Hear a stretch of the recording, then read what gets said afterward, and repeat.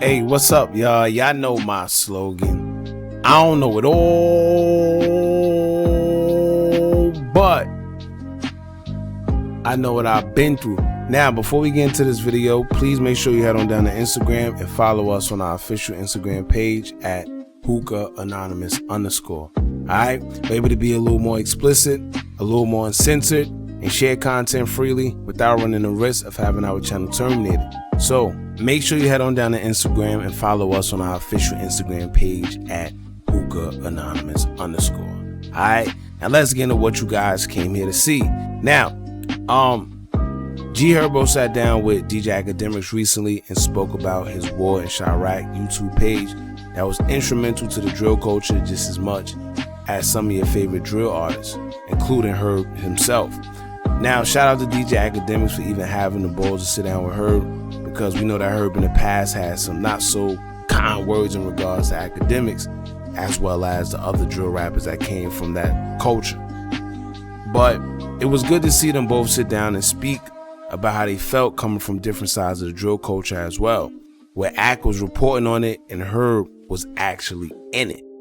Now, when it comes to the conversation, there's some things I agree with Akademiks about, but then there's also some things that I gotta agree with Herbo about, and I feel both parties made some interesting key points in regards to how they both feel, right? But I'm gonna leave the full clip pinned in the comments so y'all can check it out after and let me know how y'all feel. In the meantime, take this time to like this video so our content could be spread amongst a wider audience.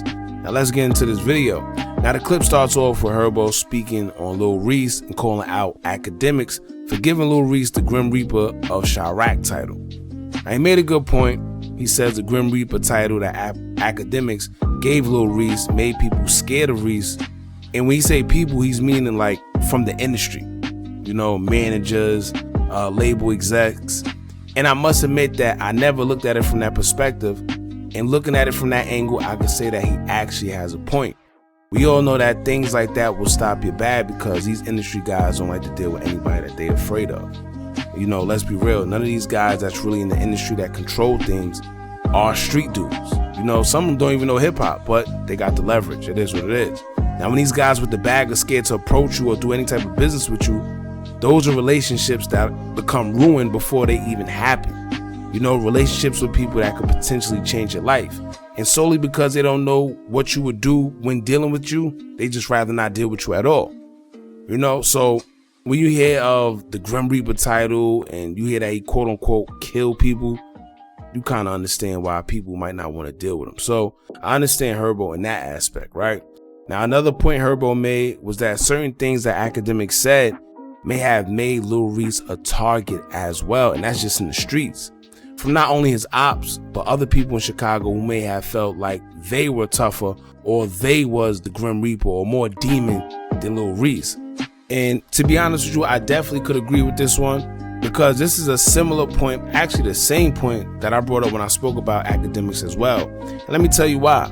Now, in a place especially like Chicago where dudes may feel like, well, I'm more savage because I did X, Y, and Z, or I should be called this because I did this and that, or just where dissing your ops is a big thing, calling Lil Reese the Grim Reaper or saying he's the most savage could easily make him a target because now his ops, or even just regular people looking to get a name, may feel like they'll get some type of stripes or heavy street cred if they was to do something to Lil Reese, being that he's called the Grim Reaper.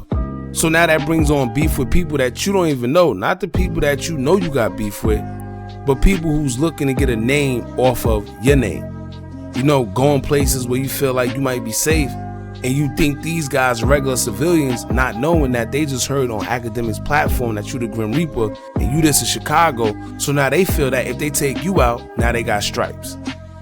You see what I'm saying? So, especially when the Lil Jojo situation happened, if y'all remember that, it just came to my head. Even though it's no telling who did what, right?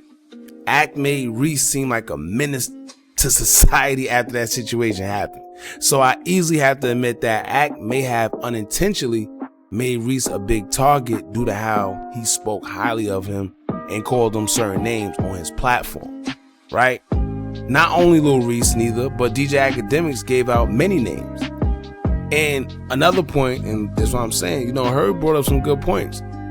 In terms, dudes had to literally live up to those names because it's like a pride thing. You know, it was like an ego thing where you either lived up to the name or you didn't.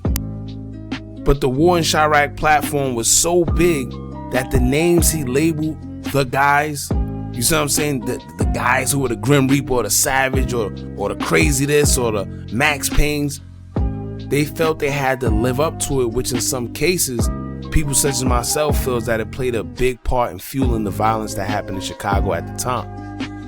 Right? But you think about it, if someone calls you a demon, you don't even know, subconsciously you feel like you're a real demon, and anybody that challenges you, you may have to do something demonic to prove that you are a demon, right? So with that feeling and the already intense atmosphere in Chicago with the dissing of the ops and the dead ops, all it did was keep the cycle going and going. Right? Now let me be completely honest. Do I feel like Akademiks instigated some wars between sides and may have been the reason behind some deaths that went on in Chicago, right, in the early drill culture? Yes, that's undeniable. I even spoke on that in a video when I first started this channel, but it amazes me how some people love to act like Akademiks is the reason solely behind all the killings that was happening. You know, now I could see if these guys weren't dissing each other before Akademiks or wasn't killing each other before Akademiks, then you could say, all right, Ak was the reason behind, you know, this happening. But these dudes was dissing each other and killing each other before Ak. Ak just may have heightened it a bit because he spreading more awareness to it than anything. You know, his platform had over 100,000 subscribers. I think way more than 100,000. Y'all get what I'm saying? So by calling out certain situations that was happening and giving dudes name, and let's be real, Ak is the reason a lot of us even know certain guys in Chicago between him and Zach TV, because nobody else was interviewing these guys or telling us who they was. You know, so yeah, man. And towards the end of the clip, DJ Akademiks admit that if he had to do it all over again, he would, but this time he just wouldn't give dudes nicknames. I guess he feel like that was probably the biggest mistake that he did, you know, in regards to everything happening.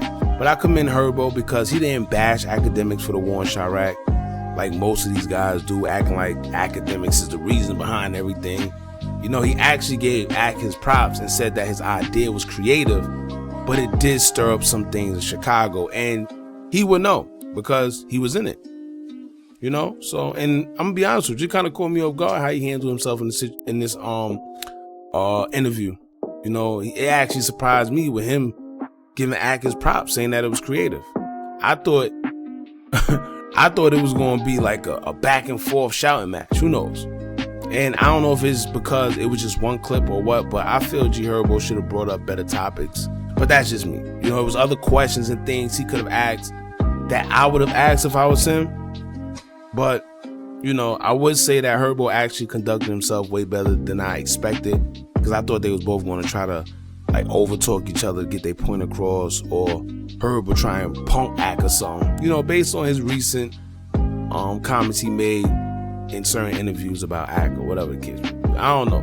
But shout out to Herb and Ak as well, because I feel they both conducted themselves in a professional manner and was able to give a good dialogue for the culture. So y'all jump in the comments. Like I said, I'm gonna leave a link to the interview pinned in the comments so y'all can check it out yourselves now. Don't forget to like, comment, share, and subscribe. Hit that bell so you're notified every time we drop new content. And remember, as long as you keep on watching, I'm gonna keep on dropping. And I'm out.